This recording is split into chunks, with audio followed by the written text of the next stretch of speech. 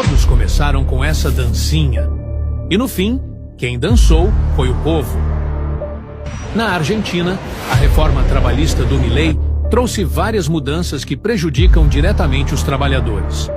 Nos Estados Unidos, o dançarino está destruindo a democracia, interferindo no comércio internacional e afundando os americanos na maior crise, com sua política de tarifas, prejudicando diretamente no bolso do povo. Todo político que fez dancinha acabou com o seu país. Se você quiser dançar, é só votar nesse palhaço. Mas esperar o que do filho do pior presidente que esse país já teve? Não pense que esse cara será diferente do seu pai. Ele aprendeu tudo o que sabe com esse parasita. Quando não estava mentindo, estava fazendo motociata.